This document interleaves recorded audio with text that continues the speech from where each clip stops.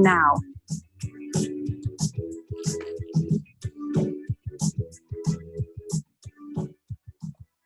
Welcome to the Tracy L. Clark Show. I'm your host, Tracy L., and I'm so excited today. We have an incredible guest with us. I want to just let you know, if you haven't checked out the website, tracylclark.com, take a moment, and there's an audio there that will help to shift and sift you. As a body regeneration specialist, I have worked with over 12,000 individual people, allowing them to shift their life by being in tune with their life. And I know what the feedback that we get from you guys, the reason we bring our guests on is to help you also see new perspectives, expand your awareness, and maybe perhaps go into an area you never thought possible. And we always talk about making the impossible possible. That's what we do. But today, our guest, I'm so excited, is Mark Gober. And this is his book. And Mark, I'm going to welcome you, The End to Upside Down Thinking. Love the title. So thank you for joining us for this hour today. So thank you for having me. You know, your book is new. Obviously just came out in the fall. And I like that you've taken a science approach. But what I love about this is you graduated from Princeton and you're a businessman. This was not part of your world, 2 years ago? It's 2016. So we're probably entering about two and a half years. So reading your book and going through the science behind it, and I want to get into a little bit more why your wake up moment of, oh my gosh, what did I just learn? You talk about telepathy. You talk about remote viewing. You talk about near-death experiences, which we talk a lot about on the show. And you back it up with the science. But my number one, before we get into why you wrote this, how has writing this book changed your way of life and your thinking and your perceptions? Because with the training in the background you would have had, would have been very different from what you wrote here. A world you probably went, what did I stumble on? How did that change your perceptions and your way of life, your way of being now? It's changed things dramatically. And I would say that my worldview and way of thinking changed before I wrote the book. Yeah. I ended up, when I first stumbled across these topics in 2016, I was just researching because I wanted to understand this whole subject matter. I had no intention of writing a book or being in any way public with this stuff. Surprise! Like how the universe does that. Yeah, now here we are. But at first it was just a matter of trying to understand the topics. And it was a year of nonstop reading and listening to podcasts and YouTube videos. But I would say the biggest shift for me has been in the way I think about meaning in life. So the way I used to think about life, and I think this is a pretty mainstream view today in 2019, is that life had no meaning because the universe is totally random. We emerged due to chemical reactions in this big universe, and randomly DNA came about, and DNA led to our evolution, and we developed brains. And from our brain comes our mind and our consciousness, our awareness. So if you buy into that train of thinking, then when your brain and your body shut off, when you die, then your consciousness must be gone. So no memories, no emotions, no feelings. And because of that, I had a very hard time coming up with any meaning in life because I knew that in the end, consciousness would go away. So any meaning I would try to come up with was a rationalization. And that has been the biggest shift for me because I think that thinking I used to have is not correct. Yeah. And I love that because when there's no reason or purpose or why are we here or journey, I believe from what I see, that's why a lot of people just are bored, depressed. They're like, why? What's the purpose? Yeah. And I think it's not an irrational way of thinking based on the education system and the science that we're taught. That's the thing. So I don't think I was irrational.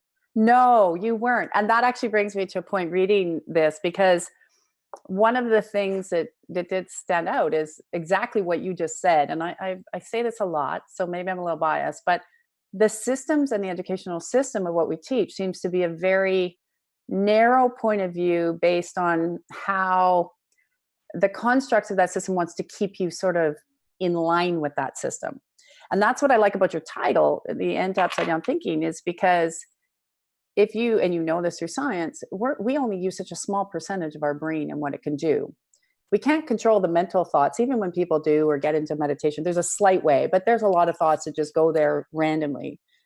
And I would say the hard drive. So now the research and where we see even energetically more is being created out here through our heart than through our mental space, which is very, they don't even talk about that in school. They don't even talk about, like you talk about remote viewing in here. I remember 15 years ago, and I want to jump in it, when I met someone and I was like, what? And I got really curious, and he was a remote viewer in the US government. And long story, kind of messed him up, long story, but they don't talk about things of intuition or creation or, how we're creating, rather than it's get up, go to work, go to school, get your education, be a little drone, take what we've told you. And I'm not saying it's not relevant, some of that information, and then just go to work and pay your taxes. You just exploded all of these in here. You did. So how did you come up with the title? I think I know, but what was your reason for the title? Because it's a great title. The title has to do with triangles that are included in the preface of the book. And the triangles lay out the conventional thinking, which I basically just described, which says that the universe starts with physical material that we call matter. There was a Big Bang 13.8 billion years ago, filled the universe with atoms of matter. And then through the chain I described, we got DNA through chemical reactions that were just randomly occurring, leading to the evolution of a human being, which develops a brain, and then consciousness comes out at the end. So this is called materialism because the universe is fundamentally material, and material creates consciousness through a brain. That's the conventional view. And that's what I am now regarding as upside down thinking, by moving consciousness to the very beginning of the chain. So consciousness is primary, existing beyond all space and time, and is really the foundation of the physical world. Yeah, and I like what you say about time. We always say there's ways of time, space, universe, dimensions, galaxies, like all of this, and we've been so stuck into that linear way of being. Like you get up, I get up, the clocks, it's, we're 3 hours ahead of you. Everybody's kind of in this time. And when you learn to actually, that you are able to shift and maneuver around time, it actually changes your whole reality. And what I like is that in every section, I want to ask you what, actually, before I ask you this question, what was I know all the sections are great and you dove into it. What's one of your most favorite topic that you really started to dive deep in when you were writing the book and exploring and went, oh my gosh, I wish I'd known this like 10 years ago? Because there's a lot of listeners that, and the thing with your book is very practical, where people just, for years, it's been, that's hooey wooey, or that intuition stuff doesn't matter. Or like I've seen it in corporations, you walk in, people change their way of thinking, they change how they connect, how everybody is connected, they become more inclusive, and all of a sudden their corporations are changing, they're making more money. And so when you were writing this, was there one part that really, really caught you that went, oh my gosh, I got this all wrong, and now I got to open my perception to a new way of thinking? I think the near-death experience and everything around that to me is such a big deal. And in particular, the life review that people describe, where they're in these states where their brain is either entirely off or it's extremely impaired, and no one under the conventional views should have a lucid or logical thought process, and yet people are hovering over their bodies and seeing things in the room that are later verified as being accurate. But in that process, they have a life review where they're judging themselves for how they acted at different points in their life. But to me, the biggest kicker there is that sometimes they experience those events or re-experience them through the eyes of the people that they have affected in their life. And so they feel the pain they inflicted on other people. And this is reported over and over again. So that's a very world-changing type of idea. And what's interesting there is that the person is judging him or herself. There's no third party judging. No. And the harshest judge is the self. Yeah. And I think too, even in our everyday waking life, we are the harshest on who we are. And, we're our own worst critics, right? So to speak. And I think that, so understanding that process and hearing it and seeing it, and I'm very familiar with it, is that it really makes you look at life and how you treat people differently and what those consequences are. I think it gives more meaning. And did you find that it started to give more meaning to how you functioned every day, to how you contributed into the world as just a being, as a person? Because And the reason I ask that is because all the areas you touch on here really come back to giving a new scientific evidence approach to how everybody's connected. We hear that a lot in the world. People throw the word out. Oh, you're all one. Everybody's connected. You hear it a lot in the spiritual world, not so much in the corporate world. But it's true because you are connected even in your corporate world. Mm-hmm. Like Yeah. you're an entity, you are energy, you are all talking to each other, whether you're in the same room or not. Yes, I think that's one of the biggest takeaways from the book for me is that all of these independent areas of study, whether it's a near-death experience or telepathy or remote viewing, it suggests this level of interconnectivity that we don't see with our eyes. So that to me has been a big life changer, to appreciate the idea that we appear to be separate because that's what our eyes show us and we interpret separation. But when we actually look at the science and when you look at people's individual experiences, whether it's in a near-death experience or other altered states, it's all pointing towards kind of a oneness, and the consciousness that I have is no different than the consciousness of anybody else. It's just that we're having different localized experiences. And an analogy that I use in the book that might be helpful for your listeners is from Dr. Bernardo Kastrup, who says to imagine that all of reality is like a stream of water, where water represents consciousness. So we're all part of the stream, but each of us is like a whirlpool. So we have like a localized experience. We have boundaries, even though we're all connected and we're made of water. Yeah. So thinking of life like that, rather than just separate islands that have no connection, that can be a very profound, life-changing idea. It is very profound because it gives people a beautiful visualization, because we always say, you know, you're going with the flow, you're going through the streams, because you are all sort of the when people do big transitions like this, they're like, oh, I'm on the island by myself. And I'm like, no, you're not. You're still, you know, you got to get into the flow of where everybody else is, how you connect, how you move that through. And so tell the listeners, because being in the world you are in, coming from this, you know, more business corporate background that you're in, because you're still, that's your primary business still, right? You're still in banking. That's your space. Mm-hmm. And so what was the moment where you sort of had this realization and said, oh my gosh, I'm looking at the world differently. I need to get this out. I need to write this. What was that trigger moment for you where you just knew you had to really let people know that what you found, especially because you've gotten so much science data, which a lot of people in corporate world need the science data to be able to validate, so they don't think you're hooey wooey. They don't think this is nonsense, because it's all put in that camp. And I believe it's put in that camp so people won't connect fully with their bodies. And what you've done here is you've exploded this whole realm in science to say, stop, people. Like, we have scientific evidence that these people are not crazy. Now, there are a lot of crazies. I'm not saying there's not, but so what was that moment that hit you where you went, oh my gosh, I got to get this out? I first became exposed to the topics in August of 2016, was researching for about a year. And it was the summer of 2017, after doing a lot of research and after starting to tell friends and family members about the research I was doing. At first, I didn't want to talk to anybody about it because I had never heard of these things, and it was so disorienting. Eventually, I felt comfortable enough with the science that I decided to start telling people about it. And the reactions were really positive. And these were from very mainstream people. And they were saying, wow, these ideas are like life-changing. And then they would tell me weeks or months later that they were still thinking about the dinner that we had and the research that I was telling them about. And meanwhile, I was still researching myself and really interested and like frustrated that I was learning these things and I had never been taught them throughout all my education and business. And I was like, how could I have not have even known these things? Yeah. So I had an inclination, I think, to write something in June of 2017. And I said, nah, it's going to be a lot. I work in business. I'm not going to do that. And then I had a dinner with a few friends. A buddy was in from out of town, and like three of us got together, and I was mentioning the idea, and they were like, you should do it. And I said, okay, I'm going to take the 4th of July weekend and see what happens. And that was a 4-day weekend in 2017. Wow. So I just locked myself in my apartment in San Francisco, had books everywhere, didn't leave. And ended up finishing more than half of a draft that weekend, and then finished the full draft by the end of the month. So it happened very quickly. Yeah, that's definitely what we call channeling fast. We need to get it out.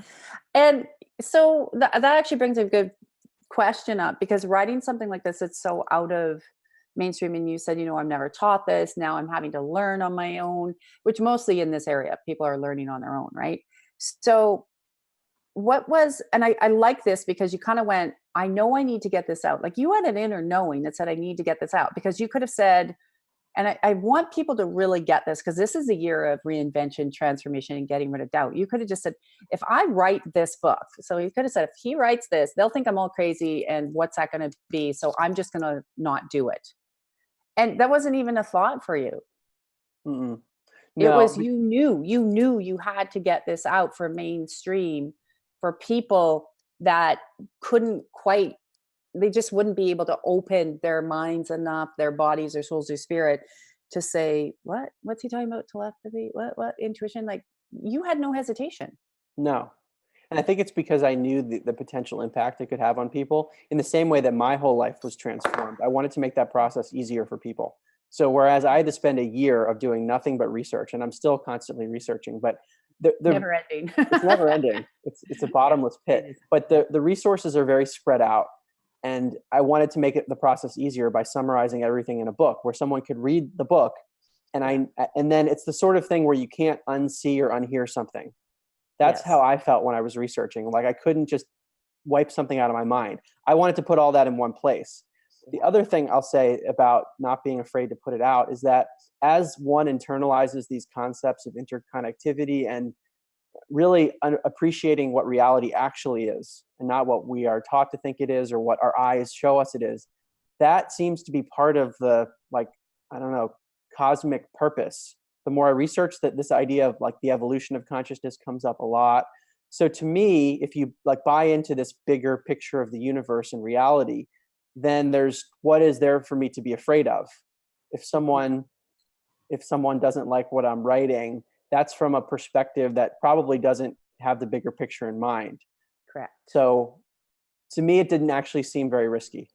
Yeah, you knew you just had to go out there, and I think that is like that's brilliant, because that's about that knowing, right? It's like what you just said, the big picture. I like what you said about as well, because quite often, for a lot of our listeners, and we have a broad base, but it's you talk about the eyes, what we see, right? And how a lot of people say, oh, they're the window to the soul. That's what we see. And quite often, what we just see is not actually what we're perceiving, what we're feeling.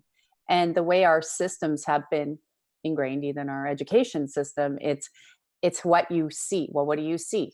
So what does that reflect back? What do you see? What does that reflect back? What are you reading, right? How is that reflecting back? And I like how, when you talk about, and we said this just before we got going, and I want to talk about the little bit of the intuition part, because you have that great piece. I just saw I opened, I was like, oh my gosh, I had no idea. So we're always talking, well, I talk a lot about intuition and opening and feeling, and you've made a piece in the book there about intuition, about how on 9/11 they had a lot lower capacity rates on the plane. And I like how you say, is that like a knowing, because talking about, the telephone ringing, you just know, is it random? And what that started to open up, and I want to know how you've noticed this. Once you pay attention to stuff like that, don't you notice that it happens more now? Now that you've written this and that you're paying attention, you're watching, not with your eyes, but you're feeling and you're listening, that those don't seem so random anymore? Hmm.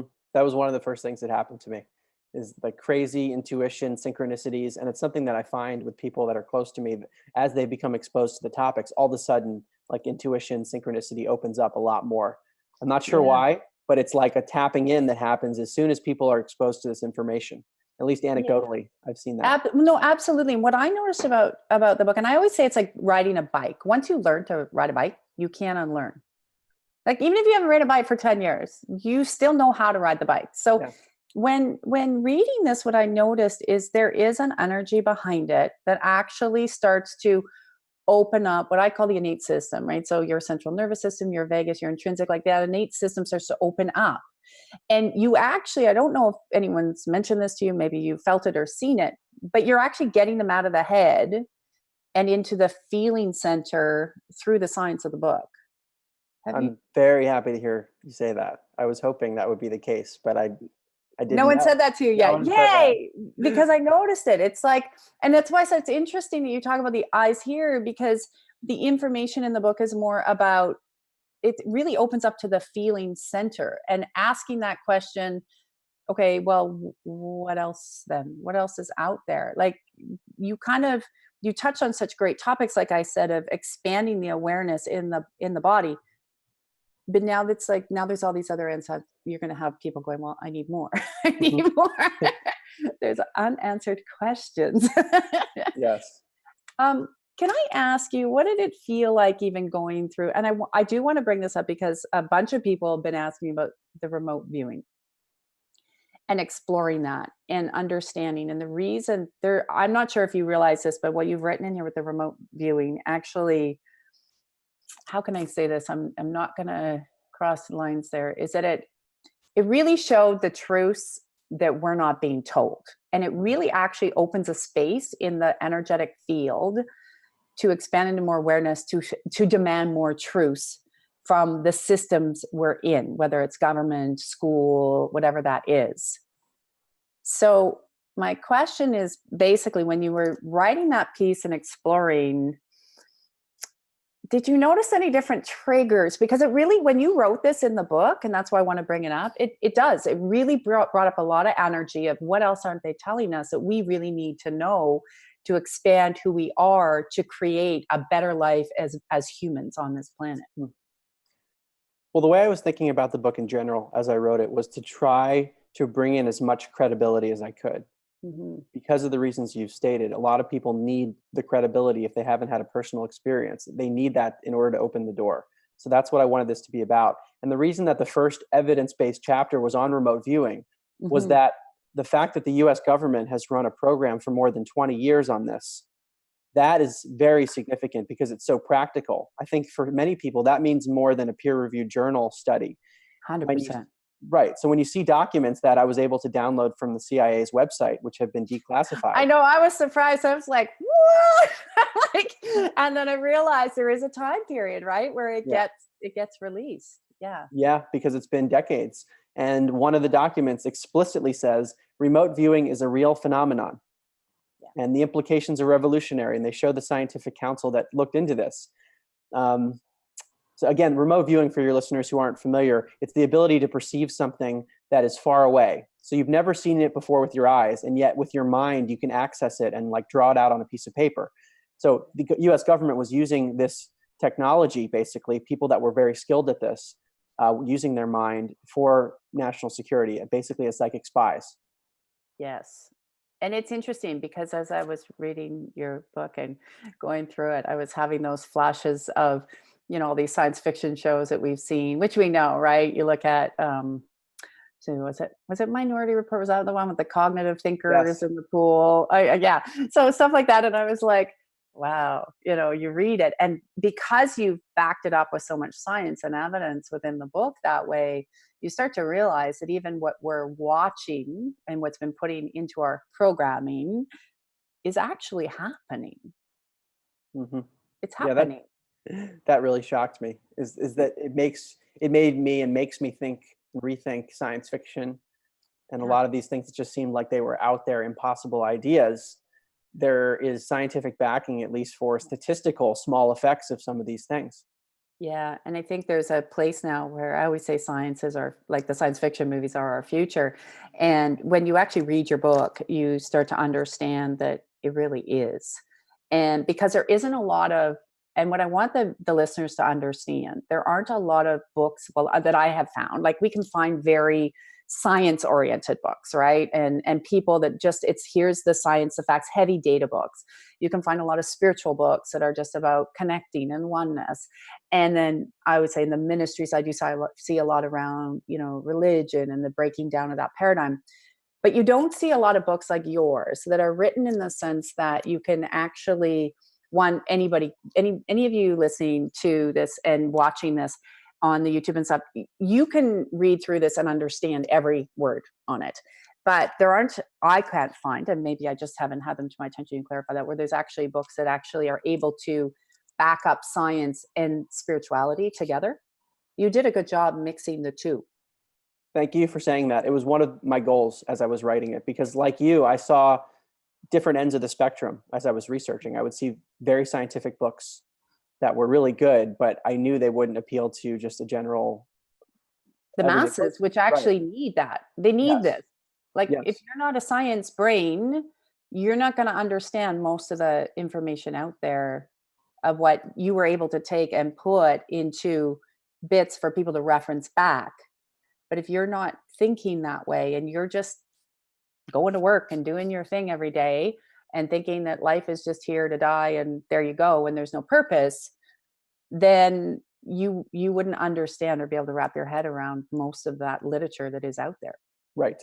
And then on the other end of the spectrum, there are books that, like you say, are just very spiritual, or they're very anecdotal and haven't been rigorously examined. And those Yeah. books will not appeal to those who need evidence. So I wanted No. to write something in the middle, and Yes. that was my goal. And you did it. You did it very well because you can, like I said, you can have for people to really understand. And I know I was a lot like this when I first started out in this, I don't call it just a spiritual space or path, is I kept saying, show me the science, show me the science. Like, I was so jaded. I was like, and for anybody listening, if you're in that path where you're like, I was pretty much almost an atheist, but now I really started to act. Now I'm like, whoo, okay, I get it all. But for people that are listening, if you don't understand, or you're saying like that, my life has sucked, I don't understand how I can be connected to other people. How can I create? And, are the things that I've learned real? I want to encourage you to pick this book up, because what you've done is you kind of put together all of the information to be able to, like I said, back the science. Like, I need it. There's a lot of people that are, like you said, so jaded. They don't just want to sit there and meditate. And that, to me, is extremely brilliant. And I want you to talk about this paradigm. Now, this pyramid that you put in the front here. We talked about it a little bit briefly. I'm going to show it to the people that can actually to view. And like you were talking earlier, it's sort of like the Big Bang theory and consciousness and connecting. And can you explain, like, was this your pyramid when you really started to look at this? What were some of the aha moments when you realized that this had to be inverted from the way we were teaching? Well, at first, I didn't think about it in the sense of the pyramid. That was something that came later, and actually, Yeah. Dr. Dean Radin, who's one of the leading scientists in this area, has used something similar in his recent book, and I adapted from that. So that overall framework came much later. It started for me with individual phenomena that I couldn't explain, that I was hearing about. So in August of 2016, I heard a psychic on a podcast on a health show called Extreme Health Radio. I wasn't Mhm. even consciously trying to hear about a psychic. And Yeah. so I heard about her experiences. Then I listened to more podcasts like it on the show Healing Powers. And then I heard more and more podcasts like it. So I heard people that were having psychic experiences, or they were communicating with the deceased, or they had a near-death experience. And then it was the bringing all of it together where I realized the issue centered around the brain and consciousness, and trying to understand how the brain could ever produce our consciousness, which is what science is trying to do, and saying, wait a second, maybe consciousness doesn't come from the brain at all. And our brain is like a filtering mechanism, or like an antenna receiver. And the consciousness doesn't come from our body in the first place, but we are kind of absorbing and processing it. So that once I understood that linchpin area, that it's about the brain and consciousness, then everything fell into place. And this idea that I call an end to upside down thinking, that consciousness is just the primary aspect of reality, that came later as I tried to bring everything together. Yeah, it's so true. It's interesting as well, even though our bodies and our vessels are beautiful beings, they're here to house us, but they also know what to do. They know how to take care of themselves, which also comes back into the consciousness, because you look and say, people say to me all the time, well, how come this went away? Or how come I don't have this issue anymore? Or, physical issues. And I know I'm a big person who went through a lot of that personally, a lot of physical issues. And I started to realize that I kept trying to think it through my brain. And this is what I like what you touch on here. I was like, before I woke up, I'm like, okay, I'm trying to go through my brain. What do I need to do? What am I not doing? And when I realized that my mental space and the brain were causing, well, not the brain, but the mental space was causing more of the issues for my body not regenerating, that's where I started to realize, like what you're saying in here, is that we're creating constantly But I think we only know like this much of what we're really creating and interacting with right now. But I also, because of the topics you've touched on here, and we're in this massive period where people are wanting more, they want more truth like this of what you've written, and understanding that the body is this vessel. You're saying with the near death, and when you leave, there is a processing, there is a review, there is a soul, there is a spirit, and we're just here for this time. And one of the things I love is that it really also shows how we as souls and spirit do come back. We're Hmm. not just here dead, because depending on, when you hear the near death experiences, when you hear the encounters, and then you realize that nothing is really random, like, you know how everybody believes, oh, it's just random, it's just a coincidence, but that we're here to learn, we're here to contribute, we're here to pay attention, we're here to listen, we're here to really make humanity more connected and more, heartfelt and centered. And I think your part there too, what I really liked about the near death experiences, and really shows and debunks, you debunk a lot of stuff when people are like, oh, reincarnation would suck and that's not true, you're just here to die and that's it. Did you realize how much you touched on that, to really, Yes. give some scientific evidence that we do, if we choose, I guess, to come back over and over? Yeah, it's a really important topic because I had never even thought about reincarnation in a serious way. I had maybe heard of it a few times as kind of like a joke almost, because Yeah. according to the conventional worldview, it doesn't make any sense. If your brain produces your consciousness, then once you die, how can that consciousness then be recycled? Almost doesn't make any sense. Yeah. But if we shift the perspective and say we're all these whirlpools in a stream of consciousness, then it's like one whirlpool dissolves, i.e., the body dies, and then some of that water ends up in a new whirlpool. So it's like Yes. this whole stream evolving itself through different experiences. And it seems like reincarnation is one way of achieving that. And we'll Yeah. talk about the evidence in a second, but just conceptually, if we think about our life, we come into the body with nothing physical. And when we leave the body, there's nothing that we have physical. The question is, does the consciousness continue? And now I would argue science suggests it does. So all Yeah. that actually continues is your consciousness and the way in which it has evolved. And I think that's what the life review is starting to show us, is that we're trying to grow ourselves and see how we can behave in this physical realm. It seems like to me reincarnation is another vehicle of this evolution. And the strongest research is from the University of Virginia. And Mhm. they've run studies for more than 50 years at their division of perceptual studies at the med school. And they've looked at over 2,500 cases of young children who are usually between the ages of 2 and 5 years old, who spontaneously start talking about a life that is not theirs. And the details are so distinct and vivid that the researchers are sometimes able to find the person that the child is describing. Some I've met kids like that, it's freaky. Right. They're so young and they have Yeah, these vivid details. And to me, the most compelling cases are the ones where children have birthmarks and physical deformities that match the way they describe dying, and where the researchers in some cases can find the medical records of a person that died and line it up. that's just it. And for people listening, I can just tell energy, we're like, whoa, wait a minute here. And you know, you just said something, and I want the listeners to get 50 years they've been studying this. 50 years. How come nobody's talking about it? Like, this is where I go, this is so time, because these children a lot of times get discounted. You're crazy. You had a dream. What's wrong with you? And you just have 50 years where you meet these kids, or like you say, they have birthmarks and it's like they can trace it back. And I always call it the ladder of life. So, we're moving, we're shifting, we're learning, then we can come back at a different level, experience different things, contribute different ways to humanity. A lot of times I think a lot of us that are in this area, like, helping people learn and understand, I always say we're the ones that probably way back when messed up all the systems. So now we got to come back and set it right.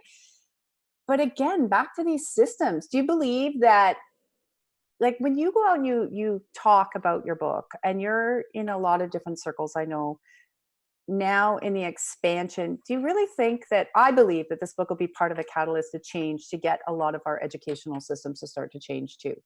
And what we're teaching children, it might be slow, but we got to start somewhere. Do you ever see that or feel that? Because children, when especially like what you just said, there's scientific proof that they're coming back and talking about other lives, but most of these kids are getting discounted. Look at all the information that's being lost because it doesn't fit in a book that's in a school system. Hmm. Well, before I get to your question, I want to mention a recent article that came out on this topic of children with past life memories in the International Journal of Sexual Health.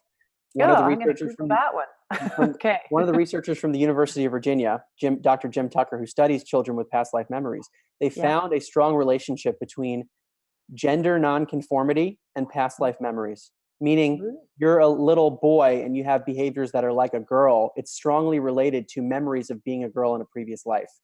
International Journal of Sexual Health. So my point in saying that is that these things, I guess, are starting to be accepted Yeah, International Journal of Sexual Health. And that's a recent article you said. within the last few months. And it's Wow. on Okay. gender nonconformity, Dr. Jim Tucker and a few others. So I think there is a bit of a shift. The fact that any journal would allow something like that is new, but I am hoping with the book that it will shift the education system. And I actually received an email recently, a student at a mainstream university in the US who was at a lecture with a professor who is a big shot in his area. And he ran a whole lecture on explaining how ESP and phenomena like it are not real. This is a very smart Wow. professor saying that these things just don't exist at all. When I talk about a number of these individuals in the book Yeah. who say that there's You no did. evidence. So, but this student stood up and said, Wow. well, are you aware of this study and this study and this study? Because he had read the book. You read your book. Yeah. And the professor said, no, I'm not familiar with those. Can you send them to me? And I'm hoping that is a kind of a microcosm of what will happen. Hence why you'll write 6 more. No, it's he's like, slow down. Yeah, you know what? And this goes back to exactly, and I hope that our listeners will really, especially if you have children, have them listen to this, and because they can read it, like young kids, 18, 17, 16, they can read this, no problem. It's not a book that you have to guys be like way up here to understand. And but you just touched on a really interesting point about that student standing up. So here's a professor teaching, probably say it, but my ex-husband's a professor, so I know they all do this, teaching notes from how many years ago or how much information, right? Old information. There's been no updated information. And so now you've done that. You've put in, well, a lot of the information's been around for a while. You were just able to find it and compile it and put it together. And really, so again, I think that's a big flag, people, that in a lot of our universities, they're recycling old notes, old information, even though they're supposed to be on cutting edge, right? And what Mhm. is the latest research? What's the latest data to, let the young minds realize that they need to expand? Yeah, and even I think the the mainstream journals that are out there, which I think a lot of people respect for good reason, they put out good research. Yes. I'll give an anecdotal case of one of my publicists was reaching out to different periodicals, and Yeah. this was a very mainstream one who basically said, once he heard the topic, I don't want to look at it. And I said to Wow. my publicist, why don't you send him the CIA documents that say remote viewing is real and the recent paper that came out within the last year from the American Psychological Association's official peer-reviewed journal. It's called The American Psychologist. And it Hmm. shows that statistically, all of these psychic phenomena are real when we combine all the data. And this is after years of controversy. The journal still approved that article because the statistics were apparently that good.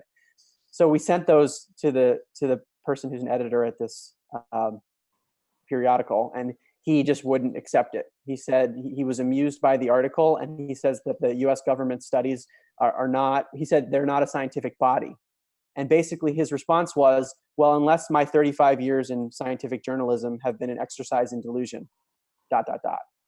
And so Wow. that I think is what's happening. People are really maybe protective of things that they have thought are real. And if that's happening with influential people in the scientific community, we might be able to understand why the ideas have not gotten out there.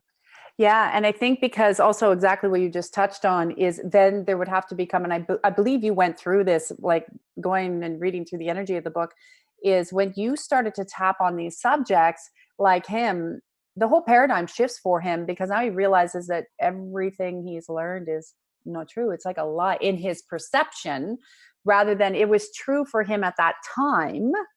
And now there's new awarenesses to come into. Yeah, right. And I I think don't that's think hard for most of humanity, right? To realize that what everything I learned is not true. it was hard for me. I will tell you that. It was really Me hard. too. Yeah. Yeah. Because we do. And we function within our systems so well.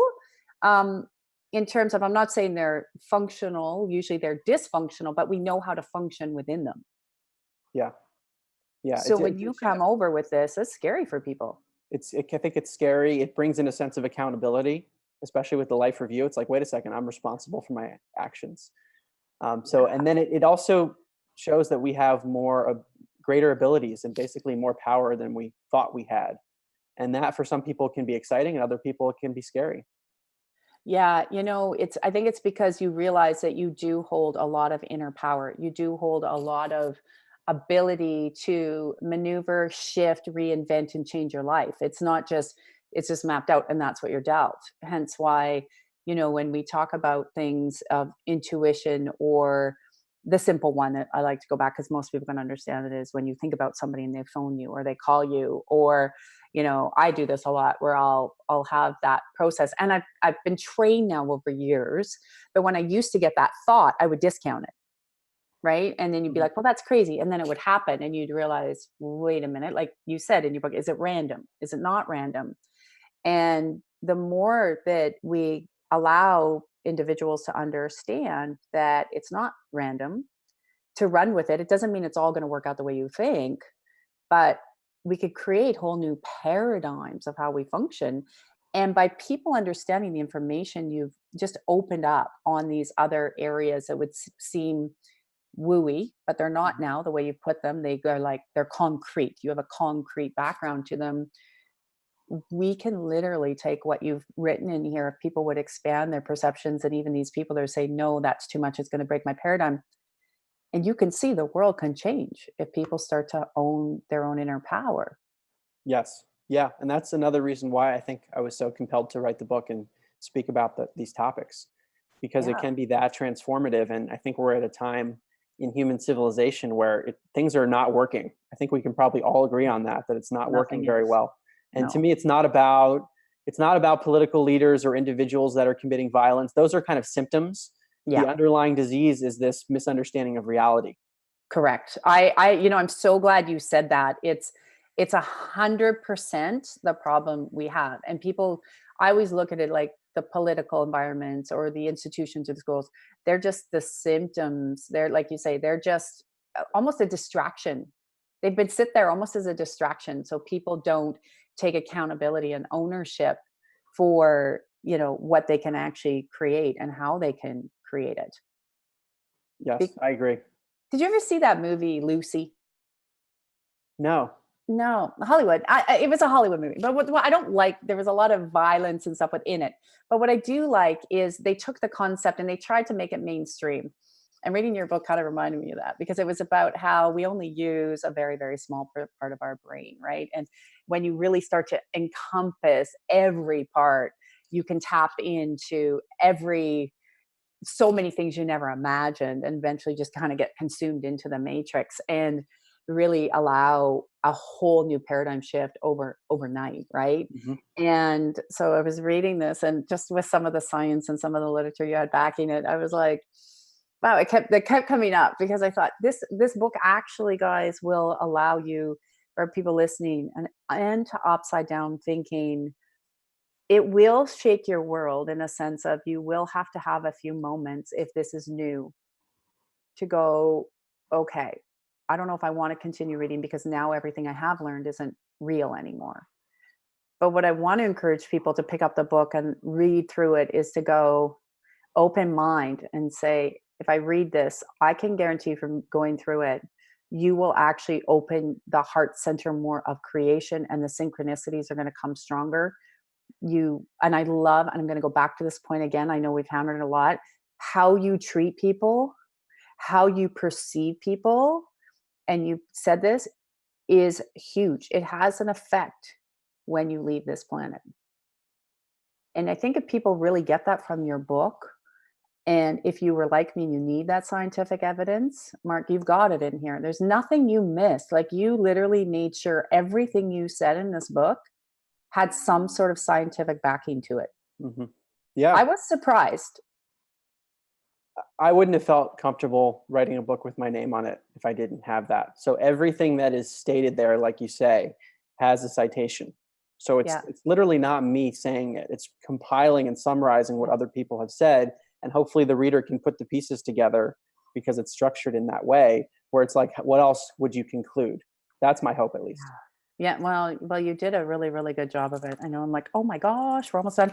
What is something you really want? And I know we said this at the beginning, but when you really talk about the intuition, getting outside of the mind, getting more connected into the consciousness and the subconscious, the body and the soul and the spirit, and how that works.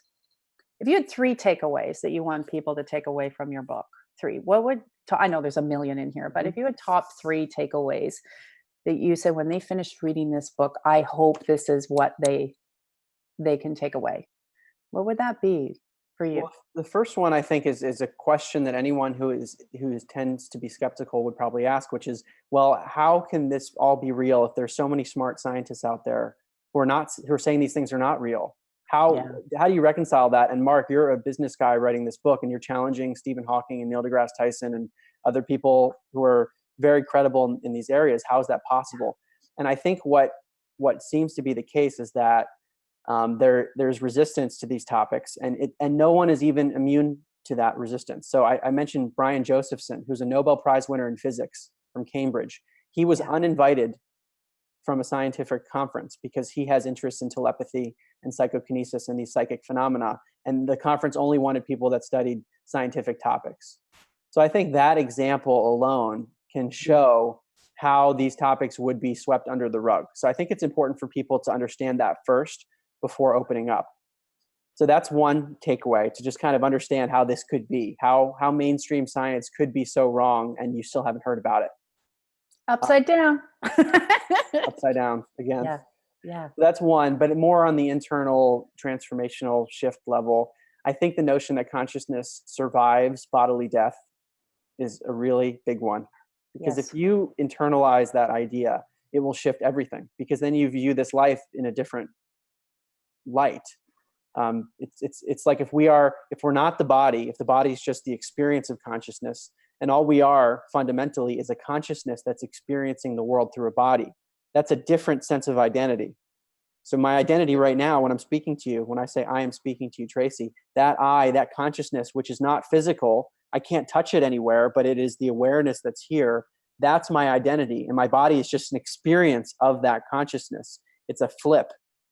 I love what you just said there. I want to actually, guys, you got to hear what you just said there, because it's true. I always say everybody should have one near-death experience. It changed your life. I had a couple. So, it changes your life. You're like, oh, I got to look at things different. But you just said something, and guys, this is so key. Yeah, I am, but there's so much we're experiencing. And just because you can't touch it, you just can't touch, your hand or your head, it doesn't mean it's not happening. It doesn't mean it's not real. It doesn't mean it's not coming into your vibe, into your frequency. Like, that's huge. Just because you can't touch it doesn't mean there's not all this other stuff happening. Mm-hmm. Like, we're having a great conversation on your book for an hour, but it doesn't mean there's not all these other conversations going on up here over and over and over with not only you and me and who knows how many other millions of people. I don't know. There was a stat, I read it years ago and I can't remember the person. I'm going to apologize right away. I'm sure you could find it. But it was like, for every time somebody does a positive shift, it literally affects like a couple 100,000 people. Which, when you start to think about that, that's that whole takeaway too, right? That we're all connected. Yes. Yeah. And that would lead me to my third takeaway, which is that we are all connected at the level of consciousness. So we have different experiences because we're in these different whirlpools. So it's like a paradox. It's separation within interconnectivity. And there's a phenomenon for your more scientific listeners known as entanglement in quantum physics, which doesn't prove interconnectivity of consciousness, but at least points in that direction. And the basic phenomenon is, and this is like proven now, this is generally accepted science, when you have two particles that are physically separate from each other. So one's here, one is very, very far away. It doesn't matter how far. When you affect one, the other one that's far away is affected at the same exact instant in a correlated way. So it mirrors the other one. So Albert Einstein tried to disprove this. He called it spooky because he thought the speed of light was the fastest that anything could go. And yet we have an instantaneous connection here. Yeah. So that has been, people have extrapolated, like Dr. Dean Radin, he wrote a book called Entangled Minds. So my point here is that there is even science to suggest that there's interconnectivity beyond even things like telepathy and the life review. Yeah, the things that we haven't even explored or touched on. Yeah. That I really believe that over the next 5 to 10 years, we're going to see a lot more of this become mainstream. We're going to see a lot more people start to understand. You're hearing it more, like the intuition, or how are we connected, or how do what I do affect what you do, right? Or what I say affect you, even though we're across like different, on one side of the country, like we're on totally opposite ends. And I'm up Canada, but up and over. But again, like there's all this space, yet there isn't. Like, even though, like I said, there's separation on physical body, but there isn't in terms of the energy that is between the beings, the people, the places, and the things. Right, right. If we think of consciousness as being beyond space and beyond time, then what we consider to be space and time are really just perceptions. They're like how we interpret the world based on our eyes and our other sensory systems. And we're so bought into that interpretation that we see and experience separation, when in fact that is not what science is suggesting, at least to me. I totally agree. It's about integration. Okay, where can our listeners and our viewers, because they see this in different places, we have 90 some outlets we hit. Where can they get your great book? Like, I know Amazon, but you also have your website. Can you give them your website as well? Yeah, sure. My website is my name, markgober.com, markgober.com. And like you said, the book's available on Amazon, but also Barnes and Noble and many other bookstores. Yeah, you have it in most, don't you? Most mainstream bookstores? Yes. Okay, I know. Yeah, it's I really want to encourage everyone, because to really get a copy of your book. But the one thing I really would like to encourage the listeners, and hopefully I say this, is get it into your offices. Like, I really think this book needs to be just laid on, CEO's desks, other people's desks, just to as presents, as gifts, because it's really time that we shift the perceptions, not from what we see, but into what we feel, and the expansion. And your book is an awesome gift throughout the year. A read that you can read over and over. I know you got to go through it again and again, because you have so much stuff in there. You can't just read it once. You can't.